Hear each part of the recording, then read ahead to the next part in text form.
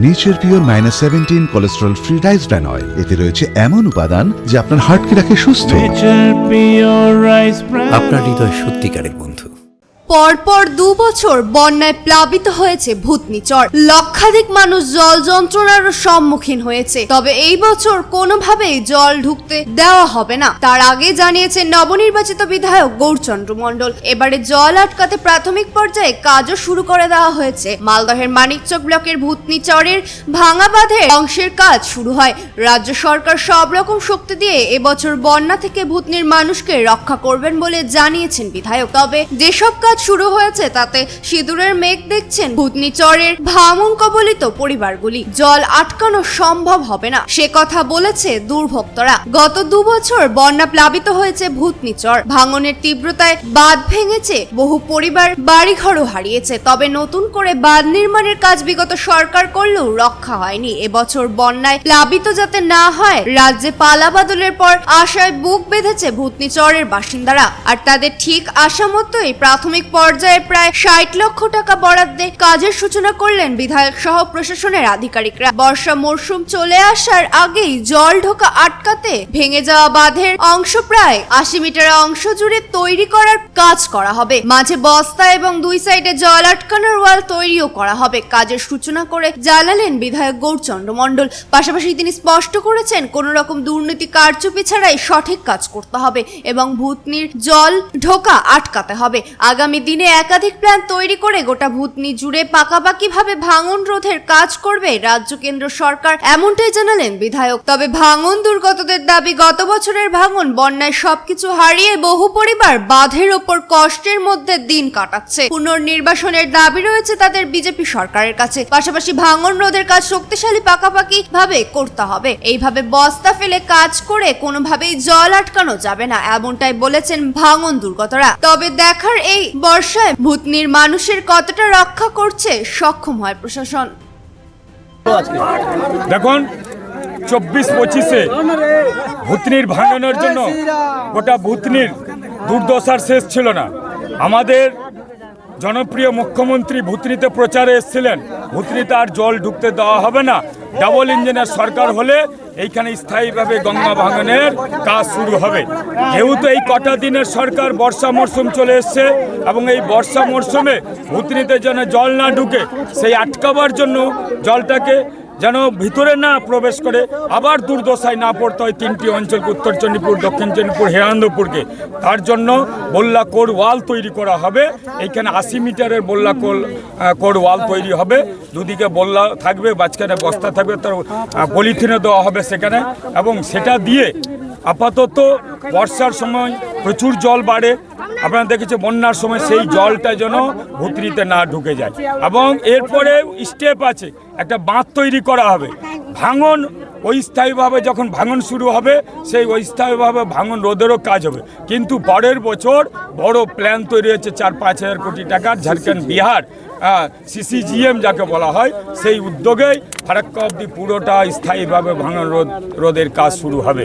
আপাতত ভূতনিকে ভাঙন রোধ থেকে রক্ষা করা এবং ভূতনিতে আবার প্লাবন না হওয়ার জন্য বল্লা কোর ওয়াল তৈরি করা আছে। আমাদের একটা কাজ আছে 28 লাখ টাকার, একটা কাজ আছে 31 লাখ টাকা, টোটালে 80 মিটারের কাজ হবে। আমরা খুশি আছি। ভূতনির লোককে বলা হয়েছে পূর্ণ সহায়তা করে, আস্থা রেখেছে, পূর্ণ সহায়তা করে, আধিকারিকদের সহায়তা করবে, এইখানে যারা এজেন্সি আছে সহায়তা করবে, পুলিশ প্রশাসন আছে তারা থাকবে। আগের মতো লুটরাজ চলবে না, ভালো করে কাজ করবে, ভূতনিতে জল ঢুকবে না। ওরা তো এইখানে ইনকামের করিডোর বানিয়েছিল, তৃণমূলের নেতা থেকে শুরু করে তৃণমূলের সরকার। আধিকারিকদেরকেও মানত না আর এজেন্সিকেও মানত না, বলে কাজটাকে যেমনি বলতো তেমনি বদমাইশ থেকে শুরু করে এইখানকার লোকরা অত্যাচার চালাতো। আর সেই কোটি কোটি টাকা তারা আত্মসাৎ করেছে। 500 কোটি টাকারও কাজ হয়েছে। আর আপনি দেখবেন ভূতনিতে আর 10 কোটি টাকার মধ্যে ভাঙন আর জল আটকে দেবো আমরা, বা 5 কোটির মধ্যে। এটা তো মাত্র কত টাকার, 60 লাখ টাকার কাজ নেই। এটাতে 60 লাখ টাকার কাজ নেই, এতে তো অনেকটা আটকাবে। আর বস্তা দেখেছেন কীরকম ফিলিংস করেছে। আর এর আগে 20 কেজিরও মাল বস্তাতে ভরা হতো না। এইবার বলেছি কাজ ভালো করতে হবে, কোয়ান্টিটি কোয়ালিটি দুটোই যেন ভালো থাকে। পরে টোটাল ভূতনিবাসীকে যারা লোকাল স্থানীয়রা আছে দেখে নেবে কাজ, এবং পরবর্তীতে যেন কাজে গাফালেতি নয়, জুয়া চুরি না হয়, কাটমানি না হয়, আর তার জন্য ভুতনি বাঁচবে, আর নাহলে ভুতনির লোক সহযোগিতা না করলে ভুতনি বাঁচবে না। বিধায়ক আছে, ওনার সঙ্গে আধিকারিকরা আছে, সবাই যৌথ উদ্যোগে ভুতনি বাঁচার প্ল্যান এই বছর 26-এ। বন্যা যখন হবে এমার্জেন্সিতে ভাঙন রোধ হবে, একটু আগেও বললাম। আর পাশাপাশি জল না ঢোকার জন্য আরেকটা স্টেপের কাজ অলরেডি রেডি হয়ে গেছে। পুরোটা এই উঁচু করে যে বাঁধ দেওয়া আছে, দূর থেকে একটা আবারও বাঁধ তৈরি করা হবে, সেখানে ভুতনিতে আবার জল না ঢুকে। এই স্টেপে যদি শেষ হয়ে যায়, দেখা গেল যে জল আটকাতে পারলাম, পরের স্টেপেও জল আটকাবে। একের পর এক 2 স্টেপ 3 স্টেপ নিয়ে রাখবো আমরা, যেটাতে ইরিগেশন দপ্তর নিয়ে রেখেছে, পরিস্থিতির উপরে নির্ভর করবে, কিন্তু ভিতরে জল ঢুকতে দেওয়া হবে না। এমার্জেন্সি পিরিয়ড আরেকটা টেন্ডার হচ্ছে আমাদের এইখানে, প্রায় 1200 মিটার আছে মনে হয়, সেই 1200 মিটারের বাঁধ, ওটাও কাজ চালু হয়ে যাবে। এটাও হচ্ছে যেরকম, ওটাও হবে, ওটা সেকেন্ড লেয়ার হয়ে গেল। আর এমার্জেন্সি পিরিয়ডে যেসব জায়গায় ভাঙন হবে সেইগুলো রোধ করা যাবে, যা যা পদ্ধতি আছে দপ্তরের, ইরিগেশন দপ্তরের, সেই দপ্তরের পদ্ধতি অনুযায়ী কাজ করা থাক। আর যে আধিকারিক থাক আর যে এজেন্সি থাক, কাজের কোয়ালিটি আর কোয়ান্টিটির মধ্যে কোনো রকম দুর্নীতিযুক্ত থাকবে না, নাহলে ওর ব্যবস্থা হবে। কারণ আমাদের মুখ্যমন্ত্রী পরিষ্কার বলেছেন, কাজ ভালো হওয়া চাই, ভুতনির জল না ঢুকা চাই, ভুতনির ভাঙন রোধ হওয়া চাই। পরের বছর তো স্টেপ নিয়েছেন, উনি বারবারই বলেছেন, এবং এই হিসাবে ভুতনিবাসী আমাদের উপরে ভরসা রেখেছেন।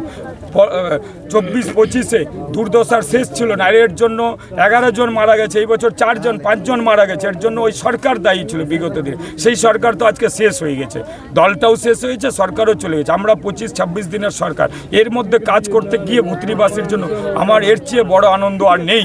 কারণ এত তাড়াতাড়ি কোনোদিনই কোনো সরকার কাজ চালু করতে পারে, ভুতনি বাঁচাবার জন্য এই কাজ আমাদের। এখানকার অবস্থা স্যার, প্রতি বছর এই বস্তা দিয়ে কাজ হচ্ছে, কিন্তু এই বস্তার কাজে আমাদের বাদ থামবে না। এই ভুতনির জনসাধারণ সবাই প্রত্যেক বছর 3টা পঞ্চায়েতের লোক ডুবে যাচ্ছে, 6-6টা ডুবে মারা গেল, আবার ওই বস্তারই কাজ শুরু হতে চলেছে আজকে। কিন্তু আমরা এই বস্তার কাজে আমরা সন্তুষ্ট না, থামবে না, এই জায়গাটা কেটে যাবে, তারপরে সরকার ব্যবস্থা নিবে। কখন ব্যবস্থা নিবে? বস্তার কাজে আমাদের সন্তুষ্ট না, আমরা এই বস্তার কাজ চাই না। কি ধরনের ডোজার মেশিন চাই, আর না হলে ঢালাই চাই আমরা। কি বলছে সরকারি লোকজন, কি বলছে কবে হবে সেগুলো কাজ? এগুলো বলছে যে গতবার হবে, এবার না।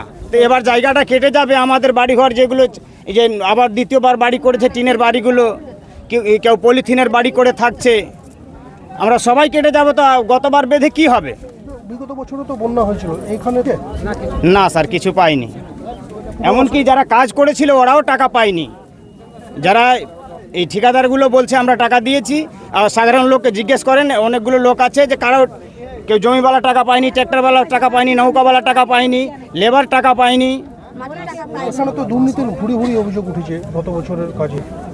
হতেই পারে স্যার, ফের তো হয়তো ঘুরিয়ে হচ্ছিল আপনারা। আমরা চাই কংক্রিট ঢালাই। এই বস্তাতে আমাদের এই জায়গাটা থাকবে না। এই জায়গাটা দেখা গেল 2 কিলোমিটার কেটে চলে যাবে, তারপরে কংক্রিট ঢালাই হবে। আমরা যাব কোথায়? আমাদের তো জায়গা নেই। এখন আমাদের এখানে সম্পূর্ণ লোক এই টিনের বাড়ি করে, তিরপালের বাড়ি করে, চামাতে ফাঁকা জায়গাতে অন্যের জমিনে বাড়ি করে আছে। জমিওয়ালা যদি তাড়িয়ে দেয়, কোথায় যাবে তারা? কোন এলাকা এটা? এটা কোন এলাকা? এটা রতুয়া এলাকা পড়ে, পশ্চিম রতনপুর গ্রাম, লালু চৌধুরী। মালদা থেকে পরিতোষ সরকারের রিপোর্ট, কুলিক নিউজ।